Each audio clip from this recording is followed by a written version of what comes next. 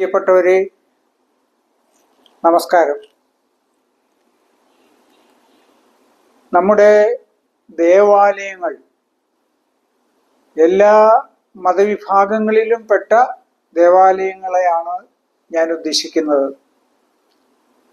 അത് പരമ്പരാഗതമായി കാത്തുസൂക്ഷിച്ചു പോരുന്ന അതിൻ്റെ പവിത്രത, അതിനോടുള്ള ബഹുമാനം, അതുപോലെ ഓരോ ദേവാലയങ്ങളും നിലനിർത്തിപ്പോരുന്ന അതിൻ്റെ ആചാരമര്യാദകൾ, അത് ഇന്ന് എത്രത്തോളം വിശ്വാസികളായിരുന്നാലും മറ്റുള്ളവരായിരുന്നാലും നിലനിർത്തി പോകുന്നു എന്നുള്ള ഒരു വിഷയം സമീപകാലത്തായി വലിയ ചർച്ചയിലേക്ക് വന്നിട്ടുണ്ട്. ദൈവവിശ്വാസത്തിലുള്ള ഒരു ഡയലൂഷൻ, അതായിരിക്കാം ഇത്രത്തോളം ഇതിലെ ഗൗരവ ലഘൂകരണത്തിന് കാരണമായത് എന്ന് പലരും പറയാറുണ്ട്. സത്യത്തിൽ അതൊരു യാഥാർത്ഥ്യവുമാണ്. ഞാൻ ഈ പറഞ്ഞു വരുന്നത്,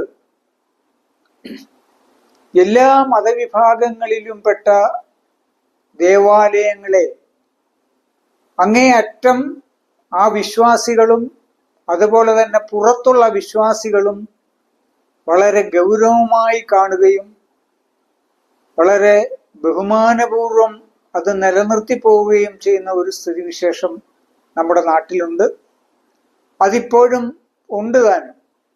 എന്നാൽ ഈ സമീപകാലത്തുണ്ടായിട്ടുള്ള നമ്മുടെ നാട്ടിലെ രാഷ്ട്രീയ സാഹചര്യങ്ങൾ, അത് വരുത്തി തീർത്ത പരസ്പര വിദ്വേഷത്തിൻ്റെയും വെറുപ്പിൻ്റെയും ഒരു സ്വഭാവം, ഇതിലൊക്കെ ഒരുപാട് മാറ്റം വരുത്തിയിട്ടുണ്ട് എന്ന് പറയാതിരിക്കാൻ വയ്യ.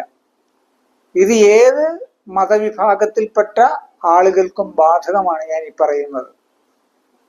ഇപ്പൊ ഈ സമീപകാലത്തായി ഗുരുവായൂർ ക്ഷേത്രവുമായി ബന്ധപ്പെട്ട് ഉണ്ടായിട്ടുള്ള കുറെ പ്രശ്നങ്ങൾ, കുറെ ആരോപണങ്ങൾ, പോലീസ് കോടതി കേസുകളിൽ വരെ എത്തിയ സാഹചര്യങ്ങൾ, ജസ്ന സലിം എന്ന് പറയുന്ന ഒരു പെൺകുട്ടി അത്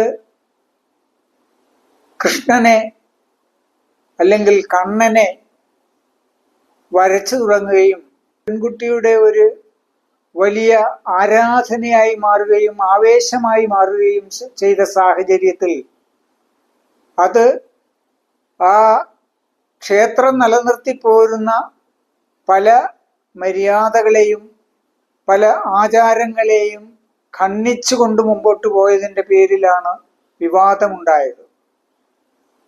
സത്യത്തിൽ അത് ആ പെൺകുട്ടിയുടെ പക്വതക്കുറവ് കൊണ്ട് സംഭവിച്ചതാണ് എന്നുള്ളതിൽ യാതൊരു സംശയവും ആർക്കുമില്ല.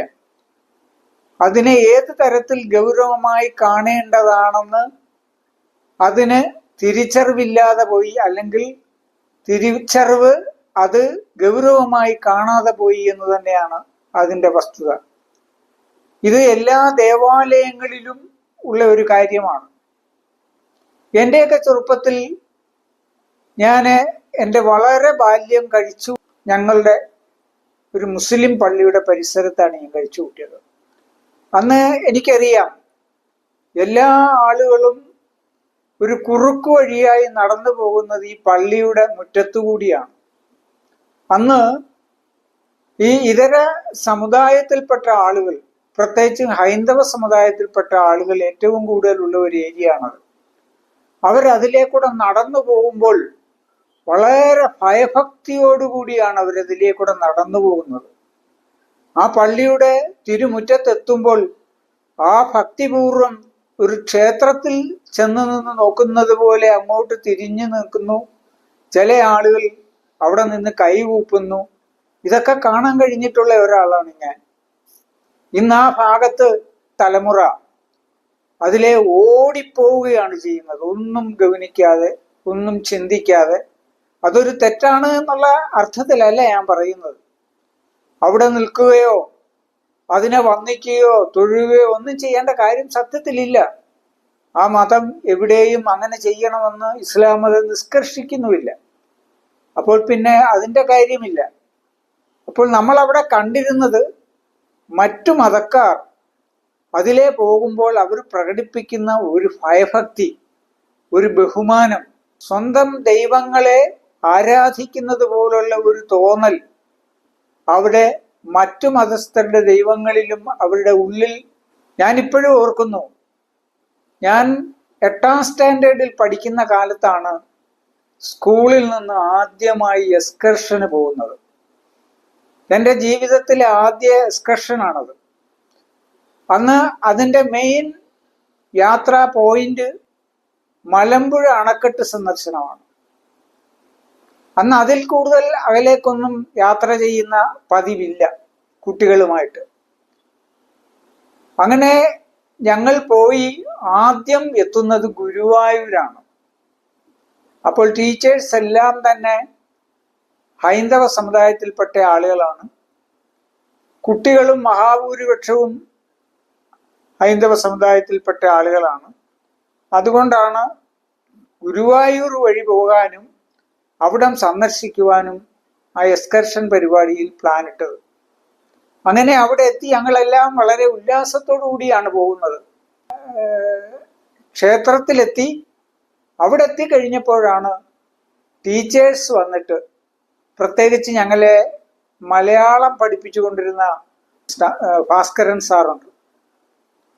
അദ്ദേഹം പറഞ്ഞു, ഇവിടെ ഹിന്ദു കുട്ടികളല്ലാതെ ആർക്കും പ്രവേശിക്കാൻ പറ്റില്ല, അതുകൊണ്ട് മറ്റുള്ളവർ മാറി ഇവിടെ നിൽക്കണം എന്ന് പറഞ്ഞു. അപ്പോൾ ഞങ്ങൾ മുസ്ലിം കുട്ടികൾ ഏകദേശം 10-11 കുട്ടികളുണ്ട്. ഒരു 3 പെൺകുട്ടികളും ബാക്കി ആൺകുട്ടികളുമായിട്ടുള്ള ഞങ്ങള്. അപ്പൊ ഞങ്ങളെ ഇത്രയും മാറ്റി അവിടെ നിർത്തിയിട്ട് ഒരു ടീച്ചർ ഞങ്ങൾക്ക് അവിടെ കാവലും നിന്നു. അവർ ഹിന്ദു ടീച്ചറാണ്. അപ്പൊ അവര് മറ്റുള്ളവർ പോയി വന്നതിന് ശേഷം ക്ഷേത്ര സന്ദർശനം നടത്തി തൊഴാൻ വേണ്ടിയിട്ടാണ് പരിപാടി ഇട്ടിട്ട് ഞങ്ങളോടൊപ്പം നിന്നത്. സത്യത്തിൽ അപ്പോൾ ഞാൻ ഉൾപ്പെടെയുള്ള കുട്ടികൾക്ക്, ഞങ്ങളൊക്കെ അന്ന് കുറച്ച് വികൃതി കൂടുതലുള്ള കുട്ടികളുടെ കൂട്ടത്തിലായിരുന്നു, ഞങ്ങൾക്കൊക്കെ അമർഷമാണ് ഉണ്ടായത്. ഞങ്ങളെ മാറ്റി നിർത്തി, മറ്റുള്ള കുട്ടികളെ എല്ലാം കൊണ്ടുപോയി. അങ്ങനെ വല്ലാത്ത ഒരു അമർഷവും അതുപോലെ വല്ലാത്തൊരു മൂഡിലും ഞങ്ങൾ കുട്ടികൾ എത്തി. അങ്ങനെ ക്ഷേത്ര ദർശനം കഴിഞ്ഞ് പിന്നെ എല്ലാവരുടെ നേരെ അന്ന് തൃശ്ശൂരിൽ ഉണ്ടായിരുന്ന ഒരു സൂ ഉണ്ട്, ആ മൃഗശാലയിൽ പോയി അതെല്ലാം കണ്ട് തിരിച്ച് ഞങ്ങൾ മലമ്പുഴയിലേക്ക് പോകുമ്പോൾ ആ ബസ്സിൽ ഞങ്ങളെ അഭിമുഖീകരിച്ചുകൊണ്ട് ഭാസ്കരൻ സാർ ഗുരുവായൂർ അമ്പലത്തെക്കുറിച്ചും അവിടുത്തെ ആചാരങ്ങളെക്കുറിച്ചും അവിടെ അഹിന്ദുക്കളായ ആളുകൾക്ക് പ്രവേശനം അനുവദിക്കുന്ന സ്ഥലമല്ലെന്നും, എന്നാൽ നമ്മുടെ പരിസരങ്ങളിലുള്ള എല്ലാം മിക്കവാറും ക്ഷേത്രങ്ങളിലൊക്കെ നിങ്ങൾക്കെല്ലാം കയറാൻ പറ്റും, അതുപോലെ ഇവിടെ പറ്റില്ല. അപ്പൊ ആ ക്ഷേത്രത്തിൻ്റെ ആരാധനാ രീതികളും ആചാരങ്ങളും എന്തൊക്കെയാണെന്ന് കുട്ടികളായ ഞങ്ങളെ ആ സാറ് ക്ലാസ് എടുത്ത് ബോധിപ്പിക്കുകയും ഞങ്ങളത് മനസ്സിലാക്കുകയും ചെയ്തു എന്നുള്ളതാണ്.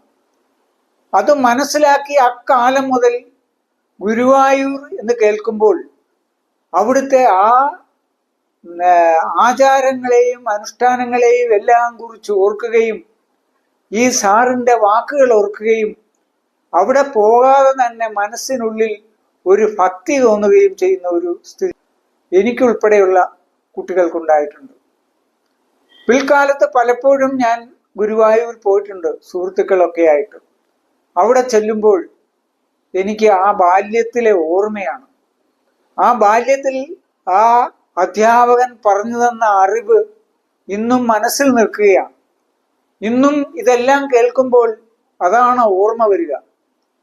അപ്പൊ ആ രീതിയിലേക്ക് ഒരവബോധം കുട്ടികളിൽ ഇന്നത്തെ കാലത്ത് ലഭിക്കുന്നില്ല എന്നുള്ളതാണ് ഇതിൻ്റെ ഏറ്റവും വലിയ ഗൗരവമായ കാര്യം. അതുകൊണ്ടാണ് ഈ തരത്തിലുള്ള വിവാദങ്ങൾ ഉണ്ടാവുകയും നിയന്ത്രണം വിട്ടുപോവുകയും ഒരു പരിധിവരെ അതൊരു സാമുദായിക ക്ലാഷായി മാറുകയും ചെയ്യുന്ന ഒരവസ്ഥ ഉണ്ടാവുന്നത്. ജസ്ന സലീമിന്റെ കാര്യത്തിലും അതുതന്നെയാണ് സംഭവിച്ചിരിക്കുന്നത്.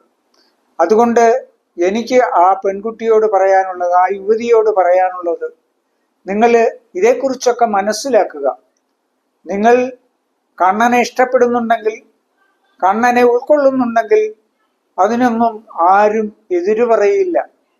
അതൊക്കെ നിങ്ങളുടെ വ്യക്തിപരമായ കാര്യമാണ്. നിങ്ങളൊരു കലാകാരി എന്നുള്ള നിലയിൽ നിങ്ങൾ കണ്ണനെ വരയ്ക്കുന്നുണ്ടെങ്കിൽ അതിൽ ഒരു മലയാളി എന്നുള്ള രീതിയിൽ, അല്ലെങ്കിൽ കലയെയും സാഹിത്യത്തെയും ഒക്കെ ഇഷ്ടപ്പെടുന്ന എന്നെ പോലുള്ളവർ അങ്ങേയറ്റ അഭിമാനം കൊള്ളുകയും ചെയ്യുന്നു. പക്ഷെ അവിടെ നിങ്ങൾക്ക് വേണ്ടത് കുറച്ച് പക്വതയും വകതിരിവുമാണ്. ഇതിനിടയിൽ തന്നെ പല ഹൈന്ദവ സമുദായത്തിൽപ്പെട്ട മഹതികളുടെയും യൂട്യൂബുകൾ കാണാൻ എനിക്ക് ഇടവന്നിട്ടുണ്ട്. ഞാൻ അത് ശ്രദ്ധിച്ചപ്പോൾ അവരെല്ലാം എത്ര ഭയഭക്തിയോടുകൂടിയാണ് ആ ക്ഷേത്രത്തെക്കുറിച്ച് പറയുന്നത്. അവിടെ ഇതര സമുദായത്തിൽപ്പെട്ട ഈ ജസ്ന സലീം പോകുന്നതിന് അവർക്ക് ആർക്കും ഒരു പരാതിയില്ല. ജസ്ന സലീം കണ്ണനെ വരയ്ക്കുന്നതിൽ അവർക്ക് ആർക്കും ഒരു പരാതിയില്ല. അവർ പറയുന്നത് അവിടുത്തെ ആചാര അനുഷ്ഠാനങ്ങൾക്ക് ലംഘനം വരാത്ത തരത്തിൽ, മറ്റുള്ളവരുടെ വിശ്വാസങ്ങൾക്ക് വിഷമമുണ്ടാക്കാത്ത തരത്തിൽ അവിടെ പോയി പെരുമാറണം എന്ന് മാത്രമാണ് അവർക്കെല്ലാം പറയാനുള്ളത്. ആ പറച്ചിലിനെ ധിക്കാരപൂർവ്വം എതിർത്തുകൊണ്ടാണ് ഈ ജസ്ന സലീം മറുപടികൾ കൊടുക്കുന്നത്. അവിടെയാണ് തെറ്റ്, അവിടെയാണ് ആവശ്യമില്ലാത്ത പ്രകോപനങ്ങൾ സൃഷ്ടിക്കുന്നത് എന്ന് ഈ കുട്ടി മനസ്സിലാക്കണം, ഈ യുവതി മനസ്സിലാക്കണം. തുടർന്നും അതിന് ആ രംഗത്ത് തന്നെ തുടരാൻ കഴിയട്ടെ എന്ന പ്രാർത്ഥനയാണ് എന്നെ പോലുള്ള ഒരാൾക്കുള്ളത്. അതുപോലെ തന്നെ മറ്റുള്ളവരും, എല്ലാവരോടും എനിക്ക് പറയാനുള്ളത്, ഓരോ മതങ്ങൾക്കും അവരുടെ ദേവാലയങ്ങൾക്കും അവരുടേതായ പലതരത്തിലുള്ള ആചാര അനുഷ്ഠാനങ്ങളുണ്ട്, പല കീഴ്വഴക്കങ്ങളുണ്ട്. അത് നമ്മൾ മനസ്സിലാക്കാൻ ശ്രമിക്കണം. നമുക്ക് എവിടെ വേണമെങ്കിലും പോകാം. ഇപ്പൊ എൻ്റെ സ്വന്തം നാടായ ഓച്ചിറ പരബ്രഹ്മ ക്ഷേത്രം, അവിടെ യാതൊരു വിലക്കുകളുമില്ല. ഏത് ജാതിയിലും ഏതു മതത്തിലും ഏത് വിഭാഗത്തിലും പെട്ട മനുഷ്യനും അവിടെ കയറി പ്രാർത്ഥിക്കണമെങ്കിൽ പ്രാർത്ഥിക്കാം. വെറുതെ ഒരു കാഴ്ചക്കാരനായി നിൽക്കണമെങ്കിൽ അങ്ങനെയുമാകാം. അതിൻ്റെതായ ചില മര്യാദകൾ നമ്മൾ കാണിക്കണം എന്ന് മാത്രമേ ഉള്ളൂ. അതുപോലെ തന്നെ ആ ഓച്ചിറ തന്നെ ആ കാമ്പൗണ്ടിന് വെളിയിൽ ദേവസ്വം ബോർഡിന്റെ നിയന്ത്രണത്തിലുള്ള ഒരു ചെറിയ ക്ഷേത്രമുണ്ട്, ഒരമ്പലമുണ്ട്. അവിടെ അതിന്റെ ഫ്രണ്ടിൽ തന്നെ ബോർഡ് വെച്ചിട്ടുണ്ട്, അഹിന്ദുക്കൾക്ക് പ്രവേശനമില്ല എന്ന്. അതിന്നും ഇന്നലെയും മുതലൊന്നുമല്ല കാണുന്ന ഒരു കാഴ്ചയാണത്. അവിടെ ആരും, ഒരു അഹിന്ദുക്കളും അവിടെ പ്രവേശിക്കാറില്ല, ആരും അതിനെ വിമർശിക്കാറില്ല. അത് അതിൻ്റെ മര്യാദകളോടും അതിൻ്റെ ആചാരങ്ങളോടും ചിട്ടയോടും കൂടി തന്നെ ആ ക്ഷേത്രവും അതിൻ്റെ കർമാദികളും നടന്നു പോകുന്നു എന്നുള്ളതാണ് ആ സത്യം. അപ്പൊ ഓച്ചിറയിൽ തന്നെ ഇത് രണ്ടും നമുക്ക് കാണാൻ കഴിയുന്നുണ്ട്. എന്ന് പറഞ്ഞതുപോലെ എല്ലാ മതങ്ങളിലുമുള്ള ദേവാലയങ്ങൾക്ക് അതിൻ്റെതായ പവിത്രതയുണ്ട്, അതിൻ്റെതായ ആചാരമര്യാദകളുണ്ട്. അത് പരസ്പരം കാത്തു സൂക്ഷിക്കുവാനും പരസ്പരം ബഹുമാനിക്കുവാനും നാം തയ്യാറായി കഴിഞ്ഞാൽ നമുക്കിടയിലുള്ള വർഗീയതയുടെയും ജാതീയതയുടെയും സ്പർദ്ധ ഏതാണ്ട് പൂർണ്ണമായി അവസാനിക്കുന്ന ഒരവസ്ഥയിലേക്ക് എത്തും. പഴയ കാലത്ത് നമുക്കുണ്ടായിരുന്ന ആ ഒരു കമ്മ്യൂണൽ ഹാർമണി, ആ സാമുദായിക മൈത്രി വീണ്ടും നമ്മുടെ സമൂഹത്തിൽ ഊട്ടിയുറപ്പിക്കാനും കഴിയും എന്ന് മാത്രം നിങ്ങളോട് പറഞ്ഞുകൊണ്ട് ഞാൻ ഈ വീഡിയോ അവസാനിപ്പിക്കുകയാണ്. നിങ്ങളുടെ വിലപ്പെട്ട ഉപദേശങ്ങളും നിർദ്ദേശങ്ങളും ഉണ്ടാകണം. അതുപോലെ തന്നെ ഇനിയും എൻ്റെ ചാനൽ സബ്സ്ക്രൈബ് ചെയ്തിട്ടില്ലാത്ത പ്രിയപ്പെട്ടവർ അതൊന്ന് സബ്സ്ക്രൈബ് ചെയ്ത് സഹായിക്കണം എന്ന് വിനീതമായി അഭ്യർത്ഥിച്ചുകൊണ്ട് നിർത്തുന്നു. നമസ്കാരം.